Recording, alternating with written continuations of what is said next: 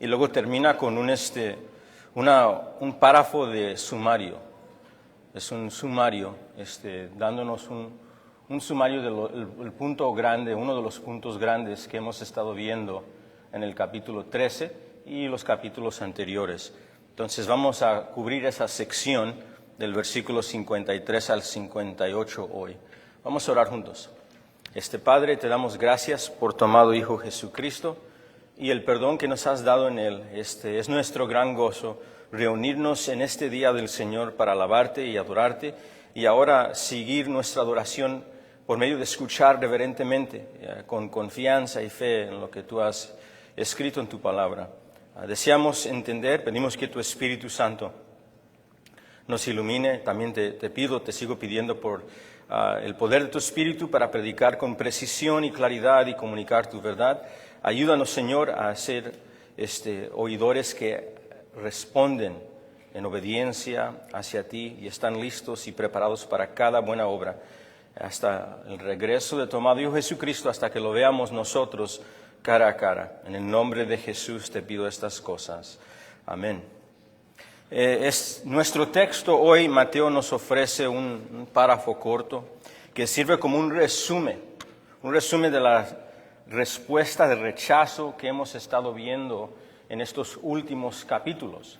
Hemos estado viendo, Mateo nos ha introducido a Jesús como el Mesías, el Cristo, el Rey y Salvador, y nos ha introducido a sus enseñanzas, su predicación, y luego a sus milagros. La palabra que usa Mateo, los poderes, para hablar del poder divino en la tierra. Y eso es más o menos esos primeros secciones de Mateo. Pero en estos últimos capítulos nos ha enseñado que la respuesta grande o la mayor de la multitud, Israel nacional, étnico, está rechazando a Jesús como el Mesías. Todos tienen sus excusas y sus razones en por cuál no lo reciben, o tal vez entienden que es el Cristo, pero no van a seguirlo como Él está pidiendo. Y llegamos al capítulo de parábolas, donde después de esta persistente rechazo continuo, Jesucristo intencionalmente enseña en parábolas, que son como historias de la vida cotidiana, un poco misteriosas en el sentido que el significado no se les va a dar, al menos que en realidad deseen buscarlo. Y Él empieza en parábolas en las multitudes y nos dice que los discípulos identifican el cambio y le dicen, ¿por qué has hecho este cambio? Imagínese dar una clase, un sermón, y darlo en una manera un poco misteriosa, donde no se explica el sentido del mensaje, y luego simplemente lo deja así. Ellos preguntan por qué está enseñando a las multitudes de esta manera, y Él dice que es como consecuencia del rechazo que ellos están dando persistentemente al mensaje divino de Dios y a Cristo, su Salvador. Es un tipo de juicio. Es la manera de que ellos van a empezar a ver que los que verdaderamente deseen escuchar, los que verdaderamente son discípulos, se van a quedar para preguntar, para interrogar, para querer saber el tesoro que se encuentra en la enseñanza. Al contraste, ellos no se van a quedar después del salón para hacer preguntas. Tal vez van a ser impactados por su enseñanza, tal vez se van a ir interesados, tal vez algunos se van y dicen, wow, qué sermón, pero no va a cambiar nada en su vida. Y las parábolas sirven como un tipo de evidencia hacia ellos de que ellos en realidad no están interesados en Cristo y en realidad no están interesados en los tesoros de los cielos. Bueno, ya se está culminando la serie de parábolas que nos enseñó Mateo. Son como alrededor de 7 parábolas, con una pequeñita parábola en nuestro texto hoy, una pequeñita. Si queremos contarlas todas, creo que hay 8 parábolas aquí. Y se nos da un resumen del rechazo persistente que ha recibido Jesús, y Jesús ahora va a regresar a su pueblo natal, o más bien no natal porque no es donde nació, su pueblo donde creció. su pueblo su pueblito donde estaban sus familiares, sus parientes, sus amigos, donde él empezó a trabajar. Es el pueblito donde crecimos. Si alguien me pregunta a mí de dónde eres, yo voy a decir, soy de Chicago, ahí crecí. Ahí es donde están mis familias, ahí es donde están mis parientes, ahí es donde crecí mi niñez, mi adolescencia. Él va a regresar ahí y va a ser rechazado ahí también. Yo sé que el capítulo es un poco, en cierta manera triste, en cierta manera un poco, wow, ¿qué está pasando aquí? Puro rechazo y rechazo. Pero este capítulo tristemente está enfocándose en esto. Yo creo que con esta meta quiere enseñarle a sus discípulos lo que le enseñó a ellos en el capítulo 10 y 11, de que el mensaje del reino, el mensaje del evangelio va a venir con rechazos. Incluso va a decir en nuestro texto, consideren los profetas del Antiguo Testamento, en su gran mayoría eran rechazados, no recibidos. Y les quiere explicar, porque tal vez hay un mal entendimiento, parece ser, para los primeros oyentes en el día del Señor Jesús, que cuando iba a venir el Mesías, iba a venir con su reino visible en ese momento, remover los enemigos y establecer su reino público y político en la tierra. Y Jesús viene y va a morir. Y Jesús viene y va a sufrir, va a ser traicionado. Y luego le dice que los que pertenecen al reino de Dios, en este tiempo mesiánico, no van a triunfar como ellos piensan. El reino inaugurado de Dios va a ser caracterizado por rechazo. Y esto necesita explicación para la expectativa de Israel nacionalmente hablando. Sí, tienen una expectativa incorrecta. Sí, no han leído los profetas cuidadosamente. Pero Jesús les va a explicar esas cosas. Y quiere que sus discípulos estén listos, como hemos visto en las parábolas, al fin de la era como la conocemos, donde el trigo y la cizaña serán divididas, pero será el fin de la era, donde va a venir la red divina de los ángeles, si podemos usar el lenguaje de la parábola, y va a recoger a todos, pero separará a los que son de Él de los que no son de Él, y los que son de Él reinarán para siempre, y los que no entrarán en el lugar de tormento y sufrimiento consciente eterno. Pero eso no va a ocurrir ahora. Está clarificando, creo, las expectativas incorrectas que ellos tenían acerca del Mesías. Y en nuestro texto se nos da un párrafo resumiendo lo que hemos aprendido hasta este punto. Y podemos dividir estos versículos 53 al 58 en dos secciones. Creo que sencillamente, la primera sección es Jesús el Cristo o el Mesías o el Rey de Dios, el Salvador de Dios, Jesús el Cristo, regresa a su pueblo y enseña en su pueblo de crecimiento. Esa es la primera sección. Y en la segunda sección, Jesús, el Cristo, el Mesías, el Salvador, es rechazado por su pueblo natal. Es rechazado no solamente por la gran mayoría de Israel nacional, es rechazado aún por los que lo conocieron más, los que lo vieron crecer, los que tuvieron amistad con él y su familia. Aún ahí recibe rechazo. Y ese es nuestro texto. Vamos a empezar con el versículo 53. Jesús el Mesías enseñando en su pueblo de origen o de crecimiento, más bien es la mejor manera de verlo. Versículo 53 dice, aconteció que cuando terminó Jesús estas parábolas, eso es importante para conectar el resto, se fue de ahí, esto es dejando las orillas de Galilea, y viniendo a su tierra, su pueblo, donde él creció, les enseñaba en la sinagoga de ellos. Simplemente se nos está dando a entender que él va a dejar las multitudes y va a regresar a su país o el lugar donde creció. ¿Dónde es ese lugar? Mateo nos dijo que es Nazaret. Él nació en Belén, pero creció en Nazaret. Vemos eso en Mateo 2. El lugar de su crecimiento, esta área de su tierra, es una referencia a Nazaret. Se nos dice eso en el capítulo 2, donde él tuvo sus primeras predicaciones en las sinagogas, ahí por Nazaret. Y en Lucas se nos afirma esto, es más, Lucas 4:16, simplemente déjeme leerle una porción. Lucas 4:16 nos dice que Nazaret fue donde fue criado, su lugar de crecimiento, su tierra.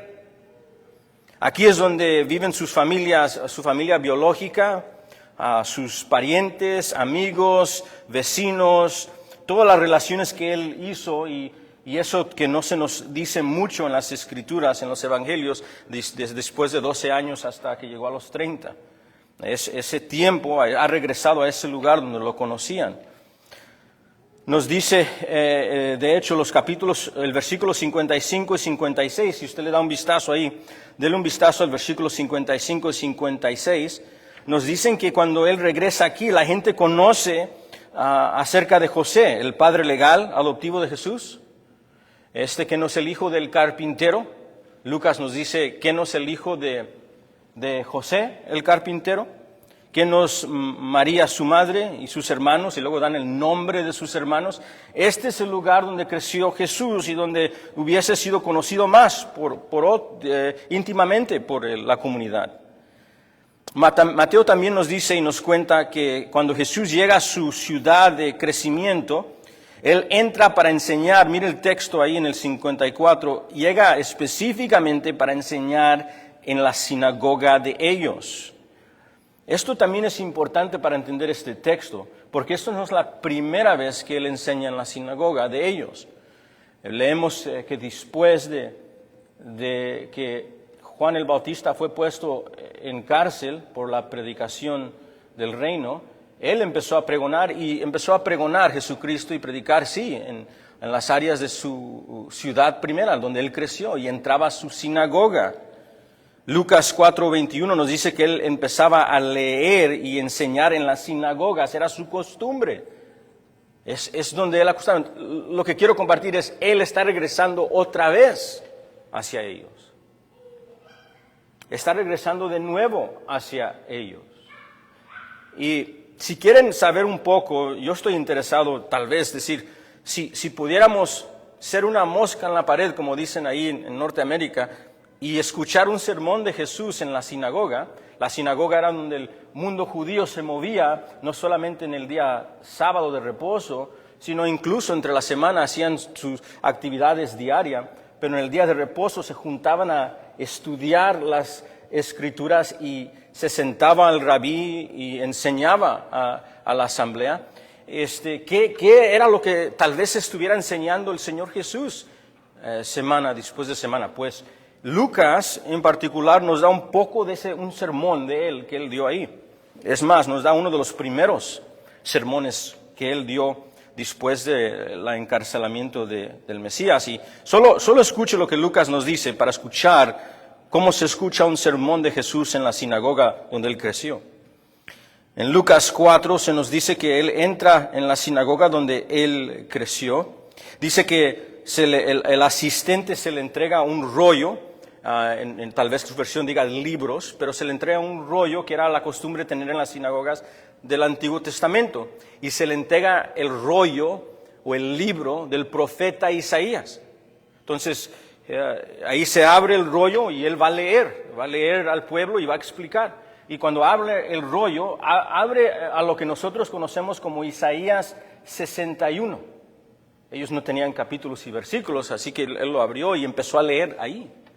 Y lo interesante de ese pasaje es que ese pasaje habla acerca del Mesías, el siervo de Yahweh. Isaías usa un título para el Mesías frecuentemente y es el Ebed de Yahweh, el siervo de Yahweh. Y él empieza a leer acerca de este tiempo mesiánico donde el Mesías tocará su tierra y literalmente dice, va a pregonar, va a predicar las buenas nuevas al pueblo. Y luego tienes que continuar leyendo y termina con un tiempo futuro y escatológico donde el juicio de Dios viene y la venganza de Dios viene por medio del Mesías. Pero antes de eso está la predicación de las buenas nuevas. Entonces, él empieza a leer el rollo de Isaías en Lucas 4 y pausa Toma una pausa antes del tiempo escatológico. Y luego dice lo siguiente, escucha. Dice en Lucas 4, hoy, después de leer y explicar, dice, esta escritura se ha cumplido ante vuestros oídos. ¿Qué está diciendo Jesús?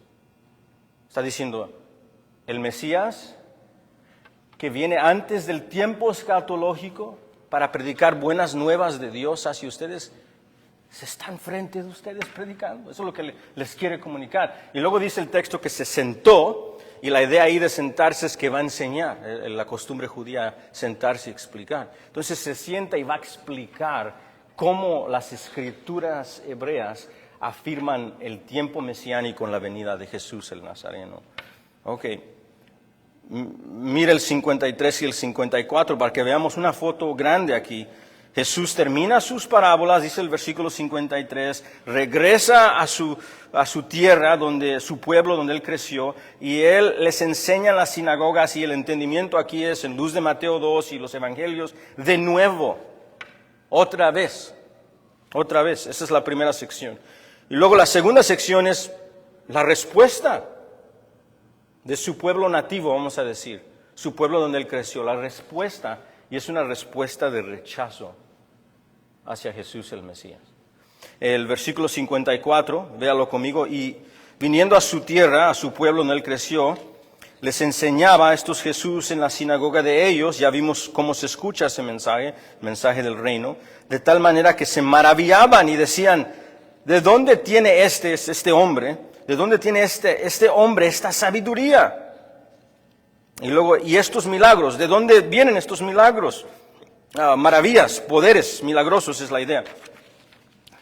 Versículo 55, esto es lo que están diciendo el pueblo, se puede escuchar, ahí casi más o menos los puedes escuchar murmurando ahí, después de escucharlo de nuevo. ¿No es este el hijo del carpintero? ¿No se llama su madre María y sus hermanos Jacobo o Santiago, puede decir su Biblia, José, Simón y Judas? Versículo 56, ¿no están todas sus hermanas con nosotros? ¿De dónde pues, mire la repetición en la pregunta, de dónde pues tiene este hombre todas estas cosas? Una versión dice, así que, ¿dónde sacó todas estas cosas? ¿Dónde pues obtuvo él esto? ¿De dónde viene esto? Y luego versículo 57, solo miren la primera frase ahí, dice, y nos da un sumario de lo que debemos entender de sus comentarios. Aquí nos dice cómo debemos de interpretar los comentarios que están haciendo. Y se escandalizaban de él. La versión en inglés dice, se ofendían debido a él. Esa es la respuesta. No es una buena respuesta. Los siguientes versículos, lo que acabamos de leer, nos dan la respuesta a Jesús del pueblo que lo vio crecer. Y podemos resumir estas respuestas después de leer el versículo 57, después de la parábola que él dice, y después de que dice que no pudo hacer milagros ahí debido a su ¿qué? Incredulidad. Podemos resumir esto como rechazo. Pero vamos a dividir esto en dos secciones, lo que acabamos de leer. Podemos verlo de esta manera. Podremos resumir las respuestas que estamos considerando en estos textos como, primero, una de asombro y curiosidad. Dice que se asombraron, ¿sí ves eso en el texto? Dice, estuvieron asombrados. Vemos una respuesta de asombro y curiosidad, pero también vemos una respuesta de incredulidad y rechazo en el versículo 57 y 58. Se escandalizaron por su incredulidad, dice el versículo 58. Vemos asombro y curiosidad en un lado, y luego también vemos un rechazo de Jesús. Vamos a considerar estas cosas un poco, vamos a considerar esas palabras que Mateo usa aquí. Dice que se asombraron, versículo 54 dice que se sorprendieron por la enseñanza de Jesús. La palabra ahí que se usa en el versículo 54, cuando dice el texto, y viniendo a su tierra, les enseñaba las sinagogas de tal manera que se maravillaban. Esa palabra tiene la idea de asombro, ser abrumados, literalmente ser golpeado, es la idea. La Reina Valera antigua del unos 909, dice, estaban atónitos. Unas versiones modernas que nos ayudan a entender la palabra un poquito más. La gente estaba admirada, pero no necesariamente en algo positivo. Estaban considerando estas cosas. La idea detrás de esta palabra, y la vemos frecuentemente en Mateo, no es la primera vez que la multitud responde de esta manera, pero la idea es, están tratando de explicar en su mente lo que están viendo y escuchando en Jesús. Quieren hacer sentido de lo que están viendo en la persona de Jesús. Y en particular, ¿qué están viendo? Esto es muy importante porque cuando lees el Evangelio de Mateo, ves dos cosas acerca de Jesús. Él es el Mesías y luego ves dos cosas. Mira cómo enseña y predica y mira los señales.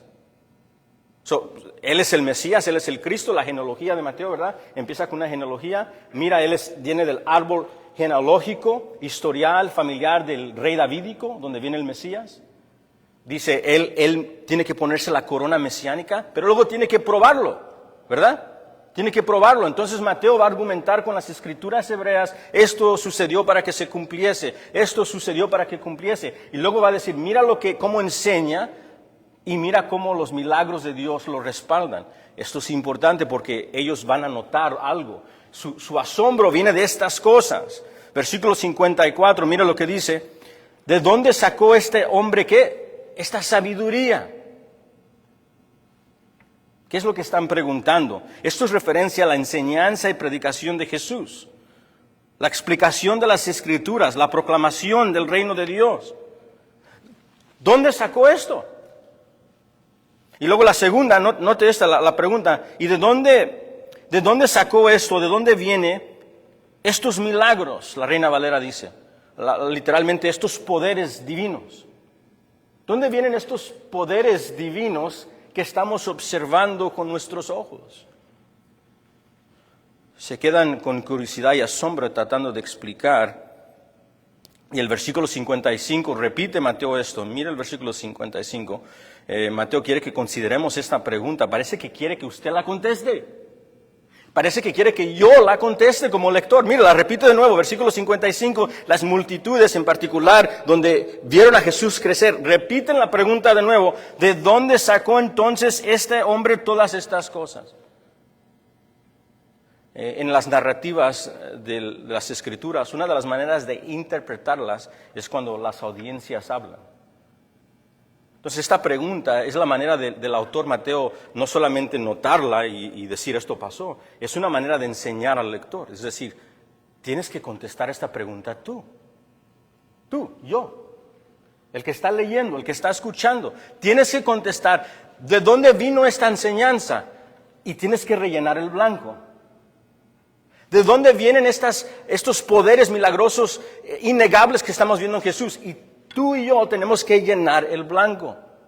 Bueno, vamos a considerar eso. Considera esto conmigo. Vamos a enfocarnos brevemente en lo que hemos visto en Mateo acerca de la predicación y enseñanza de Jesús. Si quiere hacerlo, vaya conmigo a Mateo 7 y vaya conmigo, nomás recuerde nuestro tiempo en el Sermón del Monte. Nosotros estuvimos en el Sermón del Monte creo que como por lo menos un año y tal vez un poquito más. Y cuando estudiamos el Sermón del Monte, vemos cómo se escuchaban las predicaciones y la interpretación de la ley mosaica y las interpretaciones del Mesías las profecías siendo cumplidas en Jesús el Nazareno. Lo escuchamos en el Sermón del Monte. Y vea el versículo 28 y 29. Nomás considera esto conmigo. Mateo 7, 28 y 29. Ahí está la audiencia escuchando a Jesús. Y dice, justo después del famoso Sermón del Monte, leemos, y cuando Jesús terminó estas palabras, las multitudes se maravillaban o se asombraban ¿de qué? Las enseñanzas. Porque Él les enseñaba como alguien que tenía o tiene autoridad y no como los escribas. Ya habíamos repasado este texto. ¿Qué están diciendo? Los fariseos y los escribas, los maestros, están tratando de explicar cosas que no entienden plenamente, pero esto no es el caso con Jesús. Jesús interpretó las Escrituras hebreas como que si Él hubiera escrito el libro. Habla con la misma autoridad divina que Dios usa.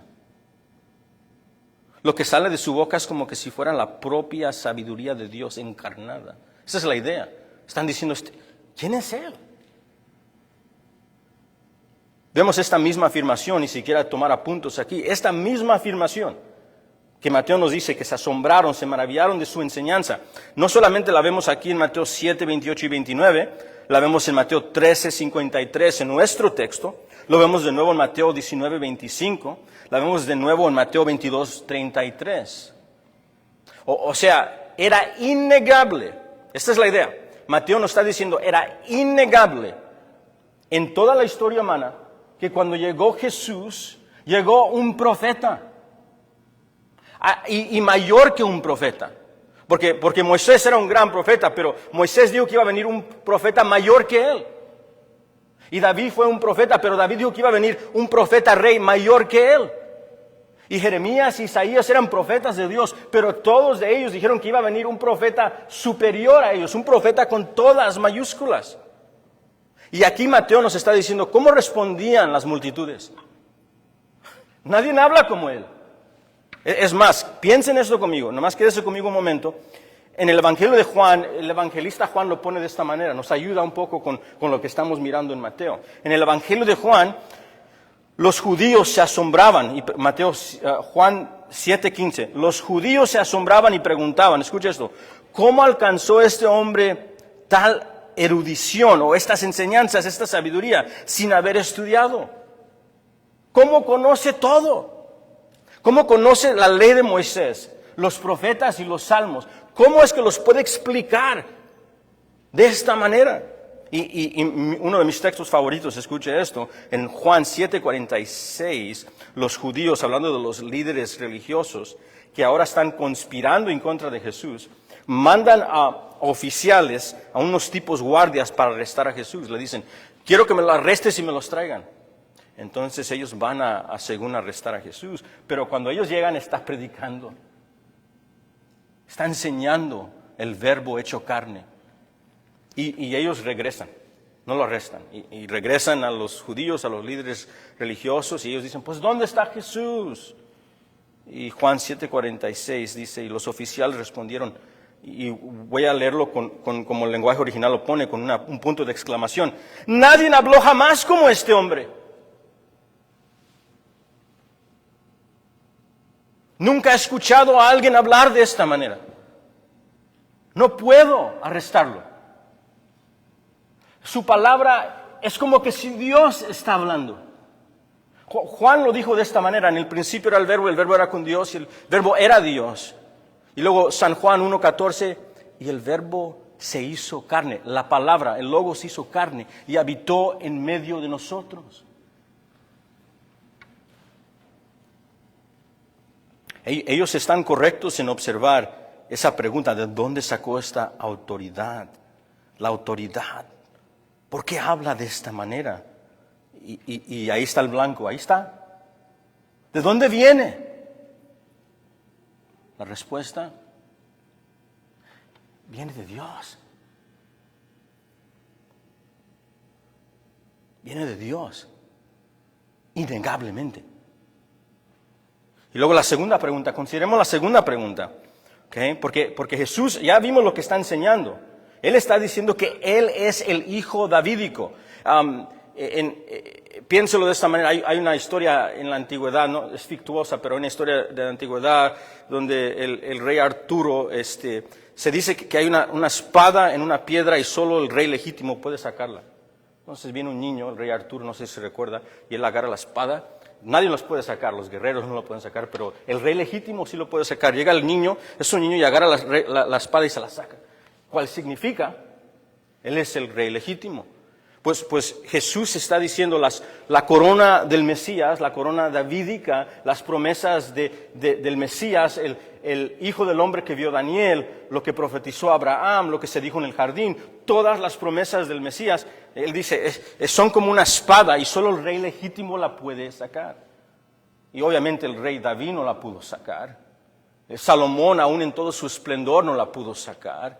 Los profetas no pudieron sacarla. Moisés, Moisés, el gran profeta, ni pudo entrar a la tierra prometida por sus fallas. No, entonces, ¿quién es? ¿Quién es? Y Jesucristo llega en la sinagoga, abre el rollo y dice, ¡boom! ¡Yo soy!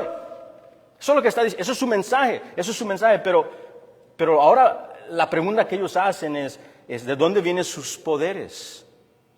¿Dónde vienen sus milagros? Porque cuando Él saca la espada, una manera de sacar la espada, por decirlo así, es por los señales milagrosos que podemos observar que respaldan todas sus palabras. Cada vez que ven un milagro es un señal. Es la manera de entenderlo en el mente de Mateo. Es una señal que afirma Él es, Él es, Él es, Él es. Y luego cuando lo hace en los pueblos y las aldeas y las ciudades, de tal manera que las multitudes quedan sin enfermedades, las multitudes quedan sin demonios, las multitudes quedan en su mente observando los poderes milagrosos. Es una exclamación grande del cielo diciendo, Él es quien dijo ser.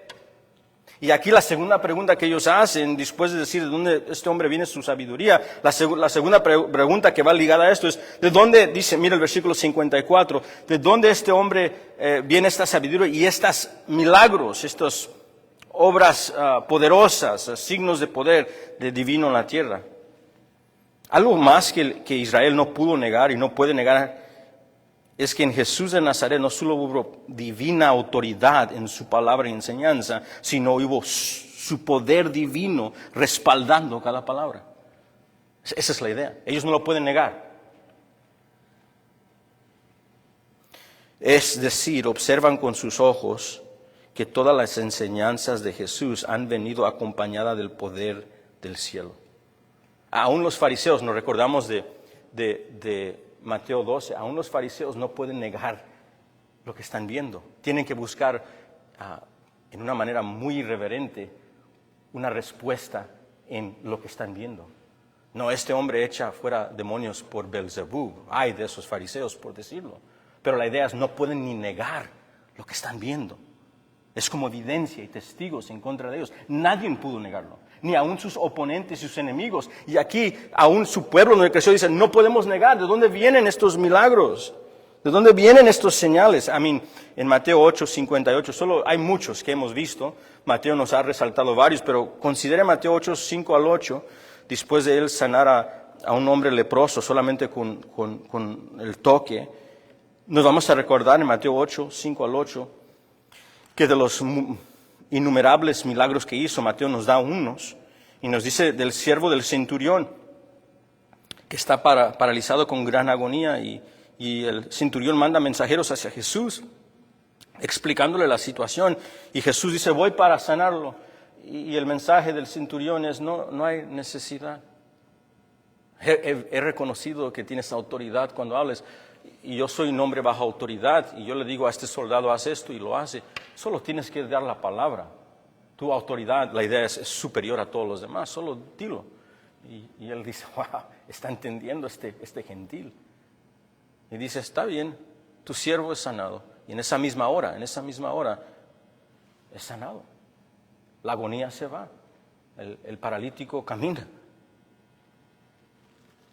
Y eso es Mateo 8, y en Mateo 8, 27, Mateo 8, 27 al 33, en adelante, vemos, nos recordamos que el Señor Jesús está dormido en el barco y los discípulos están en pánico por la gran tormenta y le dicen, Señor, no te importa que vamos a fallecer. Y usted se recuerda en Mateo, se levanta el Señor Jesucristo de descansar plenamente en que todo está bajo control y reprende los vientos y el mar con su palabra.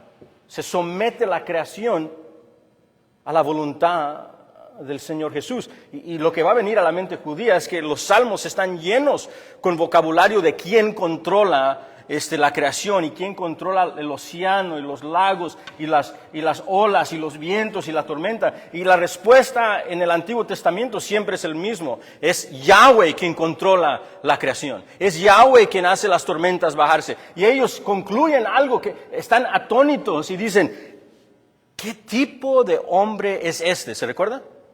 ¿Qué tipo de hombre es este? Que aún los vientos y las olas, ¿qué? Lo obedecen.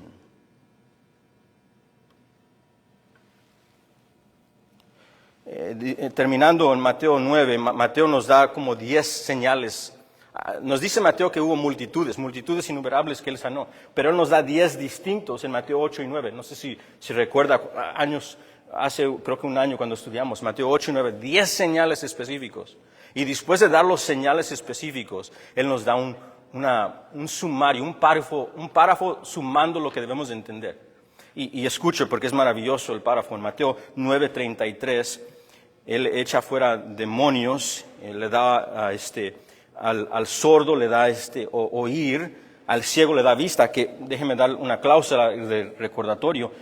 Isaías 25 y Isaías 35 dijo que cuando llegara el Mesías, dijo que el ciego iba a ver, y dijo que el sordo iba a escuchar, y dijo que el mudo iba a cantar las alabanzas de Dios. Entonces Mateo, sin citar Isaías, nos está diciendo, el ciego está viendo, el mudo está cantando las alabanzas del Señor. Conecten los puntos y vean quién está en frente de ustedes. Pero en Mateo, al terminar los 10 señales, los 10 milagros, las multitudes responden.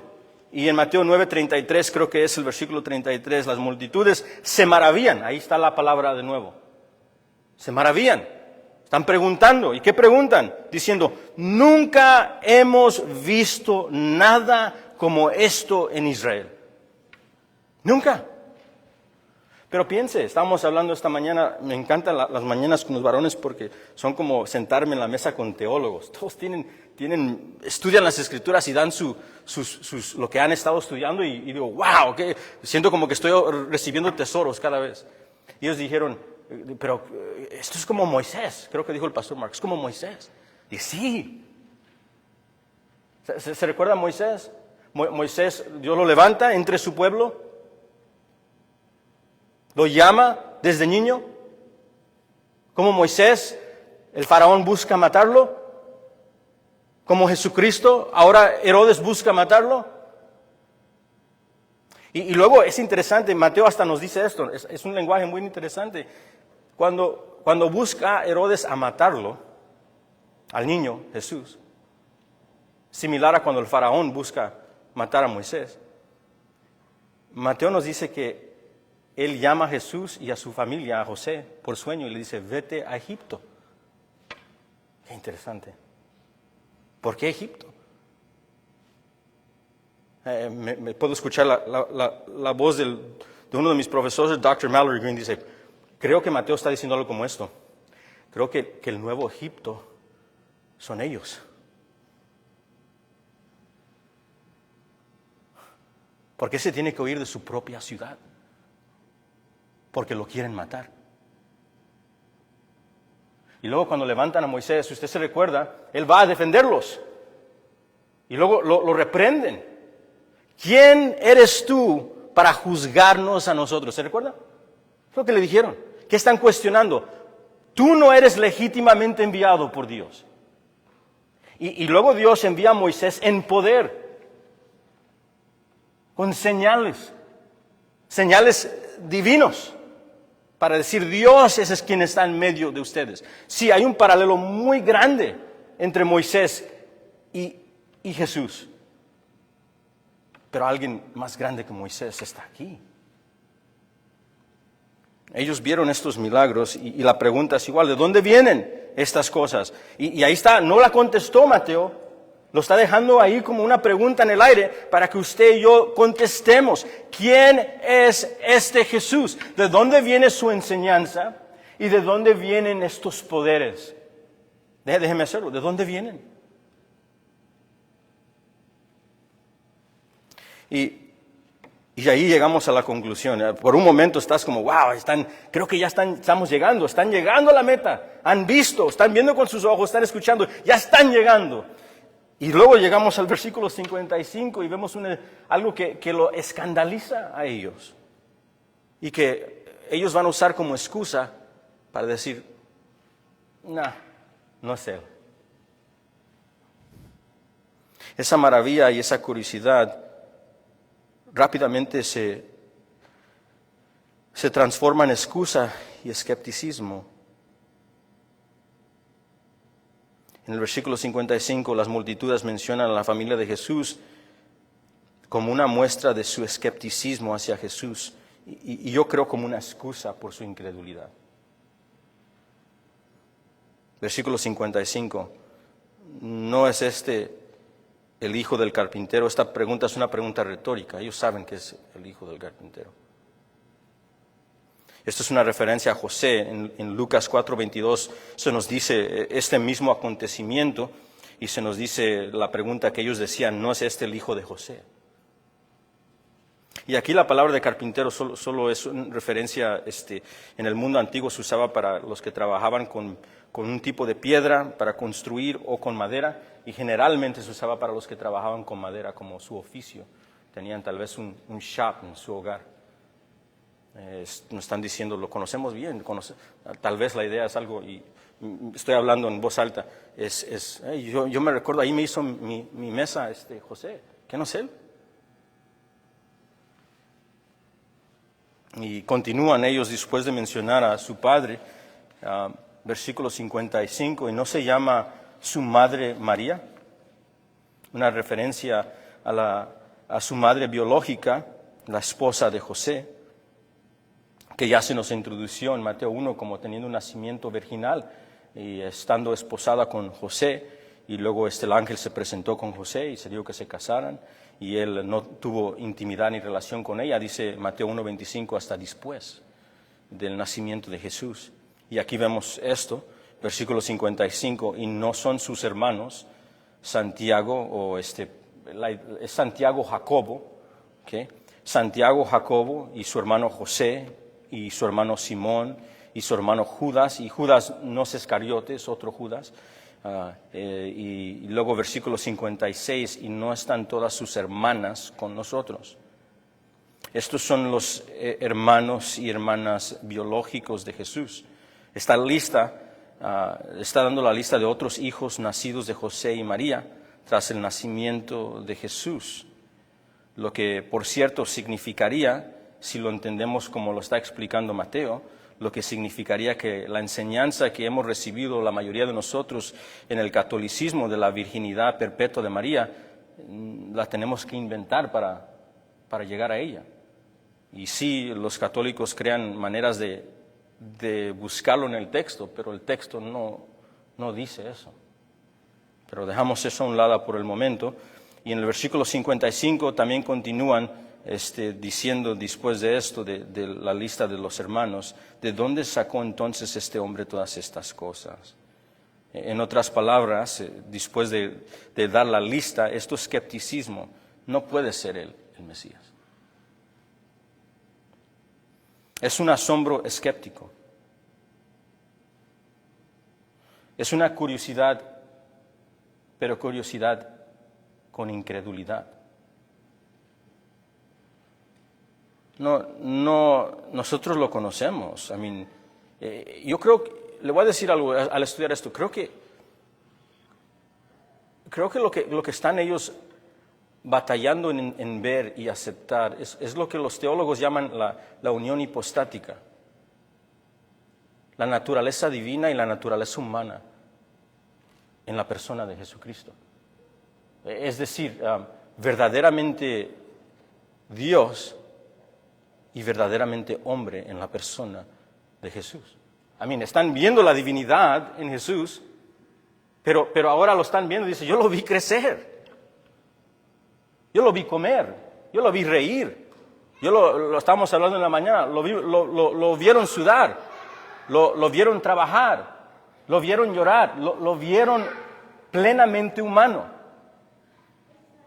Tuvo una niñez, tuvo una adolescencia, llegó a ser adulto. Él es verdaderamente hombre, sin negar la realidad de que Él es verdaderamente Dios.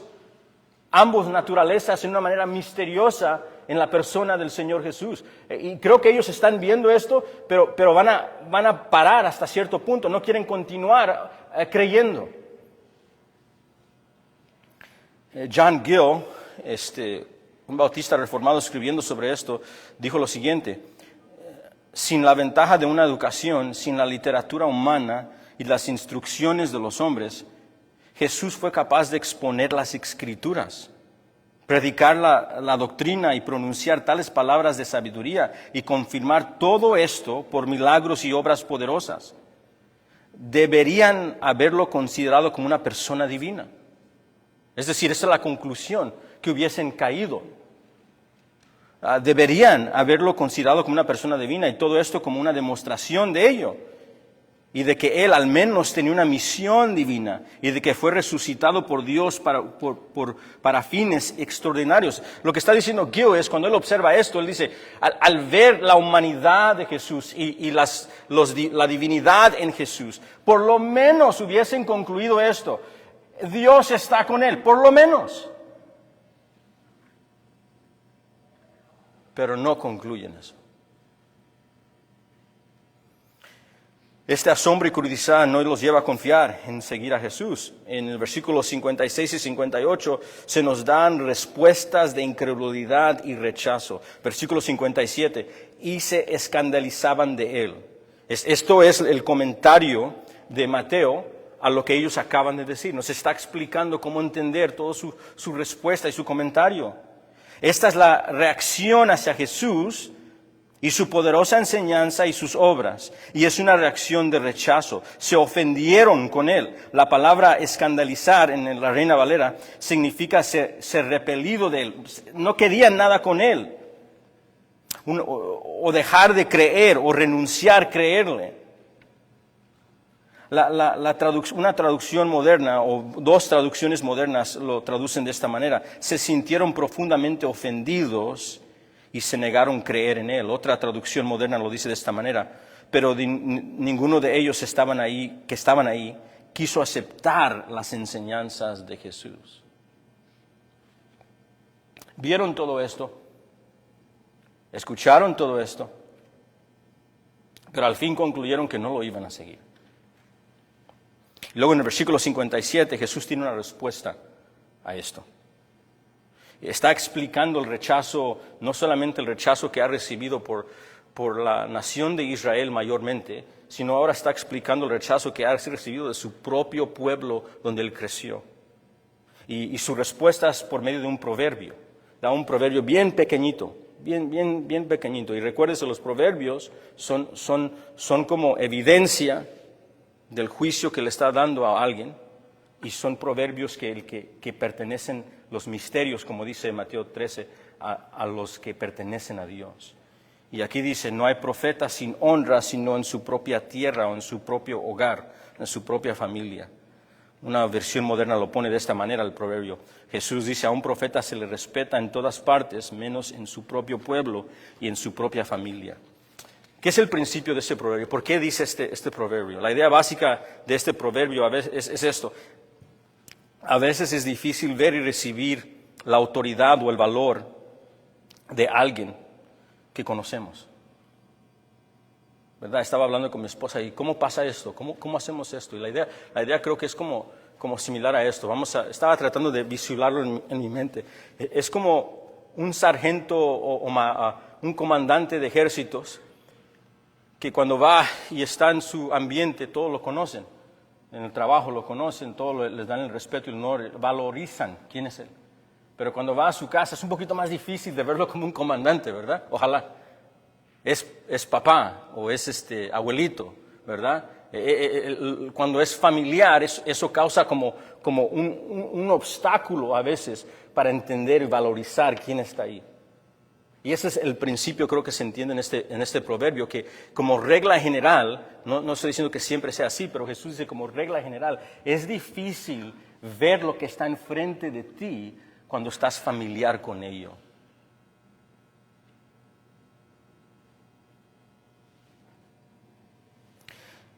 Cuando vemos esta parábola siendo usada, está Jesús explicando lo que los discípulos están viendo, y Mateo nos está enseñando lo que debemos entender como el rechazo que están recibiendo el Señor Jesús, aún por medio de los que deben de conocerlo más. los que deben de ver los puntos más resaltantes, los que deben de ser más impactados. Los que deben de ser más impactados son los que lo han visto. Pero lo familiar está causando obstáculo. Un escritor lo puso de esta manera: esto refleja una tendencia humana común a subestimar lo que es familiar.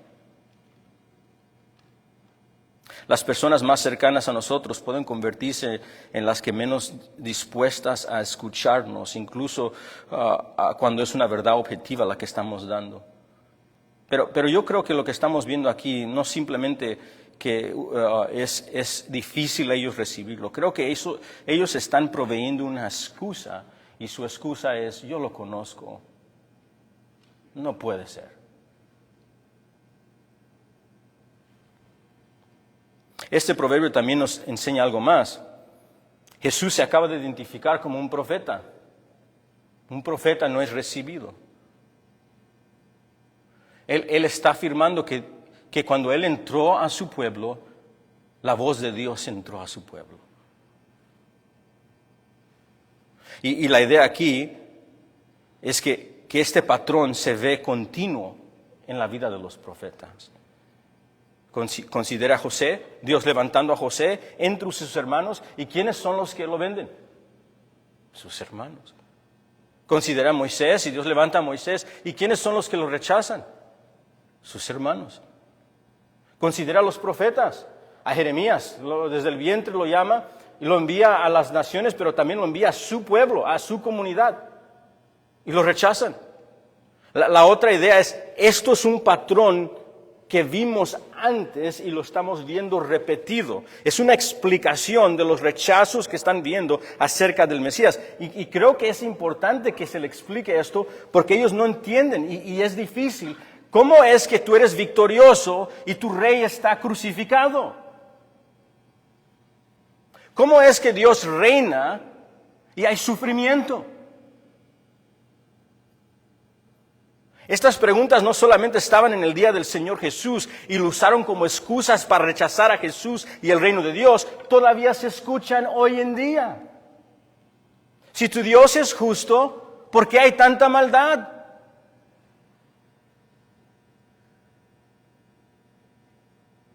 Tu religión ya es antiguada, ya no está prosperando. ¿No ves que se está derrotada tu religión cristiana en los Estados Unidos?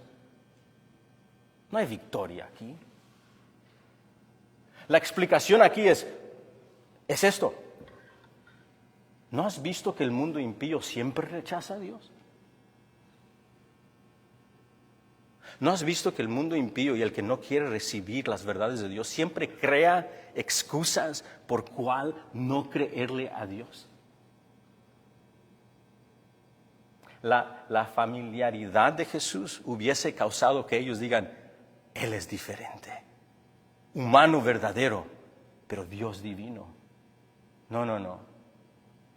Su incredulidad causó una excusa de las señales presentes e innegables que Dios les dio. Estábamos hablando en la mañana y me encanta esto. Moisés, yendo para atrás al paralelo de Moisés, en Deuteronomio 19, Moisés habla con el pueblo y le dice: Dios me ha hablado y tiene mensaje para ustedes. Dice: ¿se recuerdan ustedes cuando estaban en el monte Horeb? Y Yahweh dijo que se iba a presentar ante ustedes en su esplendor y su gloria. Sí, nos recordamos. ¿Te recuerdas cuando Él empezó a tocar el monte y el monte tembló y hubo relámpagos y se llenó de la gloria de Dios en un humo? Sí, nos recordamos. ¿Y qué dijeron ustedes? Se taparon los oídos y dijeron que no se acerque más este Dios o vamos a morir. ¿Por qué? Porque Él es santo y ellos no. Él es bueno y nosotros no. Y la gloria de Dios y la justicia de Dios y los atributos de Dios, la persona de Dios, nosotros no podemos estar con Él en este estado pecaminoso. Y ellos pidieron que envíe otro mediador. Y Moisés en Deuteronomio 19 correctamente han observado eso. Dios lo hizo al propósito, esa era la conclusión. Y Deuteronomio 19 dice, Dios ha escuchado y han pedido correctamente. Dios va a enviar uno como yo, Moisés, pero superior a mí. Ahí está. ¿Cómo sabemos que es Él? Porque Moisés dijo que cuando hablara este profeta, cada palabra que dijera iba a ser la palabra de Dios. Y luego dijeron, ¿cómo vas a discernir? Deuteronomio 19, 18, ¿cómo vamos a discernir este profeta? Dice, porque él contestó la pregunta, ¿cómo vamos a saber que Él es? Bueno, cuando Él enseñe, no va a contradecir a Dios, va a ser la palabra de Dios. Y cuando Él enseñe, va a ser respaldado con milagros y señales para respaldar todo lo que Él hace. Aquí están, y lo que quiero que veamos es excusas. Enséñame esto, dame esto. No. Dios dice, en parábolas te hablaré. En parábolas te hablaré. Finalmente, el versículo 58 nos da el sumario del rechazo. Dice, y no hizo estos Jesús ahí muchos milagros a causa de la incredulidad de ellos. Incredulidad no significa simplemente falta de creer intelectualmente, es la idea de rechazar las verdades de Dios. ¿Sabían que incredulidad es pecado? Es decirle no a Dios. Y aquí, si usted lee el texto, este texto se ha tristemente interpretado en una manera muy mala por muchos en nuestro día. La idea es que Él no pudo, esta es la interpretación incorrecta. Si Jesús no pudo hacer milagros y lo que lo detenía era la creencia, la fe, es la razón, sus manos estaban atadas, por decirlo así. Eso no es lo que está ocurriendo en este texto. Cristo puede hacer lo que le place y lo hará conforme a la voluntad de Dios, porque las voluntades son en perfecta armonía. En la Trinidad, una voluntad perfecta, en la naturaleza están siendo expresadas en humanidad y deidad, pero no va a contradecir al Padre. Pero la idea aquí es más bien esto. Esto no significa que Jesús no puede hacer o no tiene capacidad de hacer milagros y maravillas debido a la incredulidad de algunos. Incluso el texto nos dice que hizo algunos, y en Lucas se nos dice que sí hizo algunos. Más bien el énfasis aquí es que debido a su incredulidad, debido al rechazo continuo de recibir a Jesús como el Mesías, debido a esta persistencia y esta respuesta de rebelión hacia Dios y su ungido, la respuesta de Jesús a ello es abstenerse de hacerse conocer más a ellos. Esto es una respuesta de Jesús. La respuesta de Jesús a los que persistentemente le rechazan es, te dejo como estás.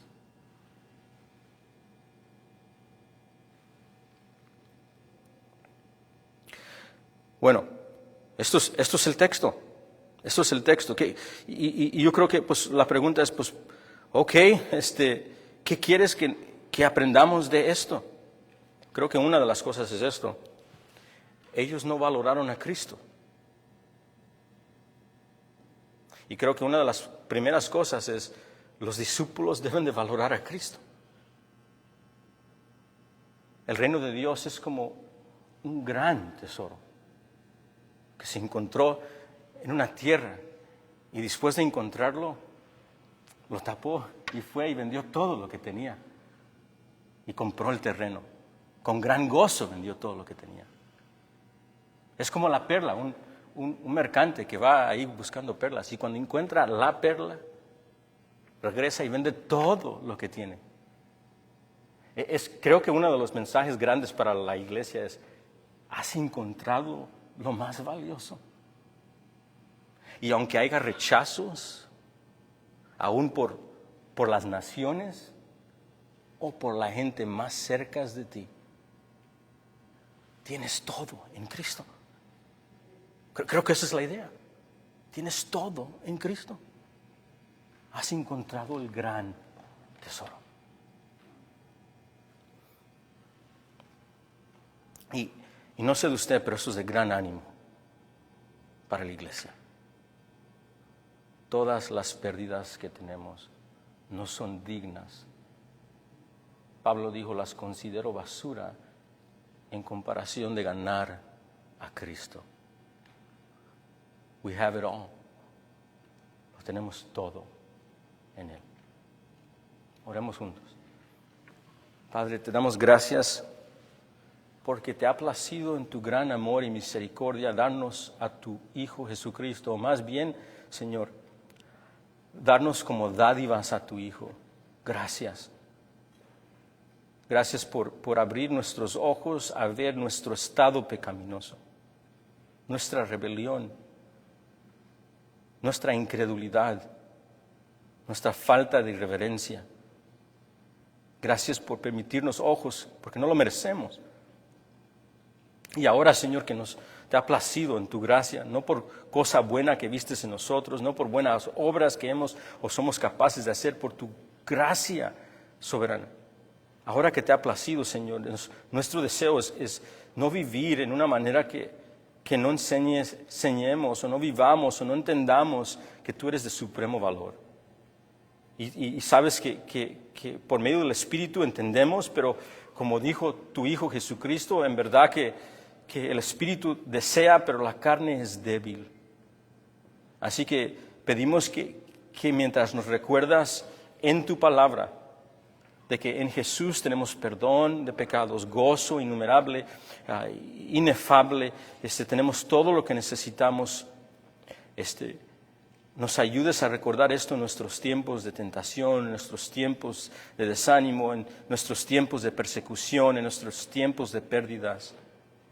Y te pido, Señor, que si alguien aquí, Señor, se encuentra persistentemente rechazando a tu Hijo, tal vez asombrado, tal vez con una curiosidad, pero al fin concluyendo que no eres, te pido que hoy la reprensión de tu Espíritu le dé vida, que escuche las advertencias del juicio venidero y que acuda a tu amado Hijo Jesús, que ha venido en la carne, verdaderamente Dios y verdaderamente hombre, y murió una vida perfecta y resucitó, que pueda acudir a Jesucristo como Salvador. Te ruego que le des vida. En el nombre del Señor Jesús te pido estas cosas. Amén. Los quiero mucho, hermanos.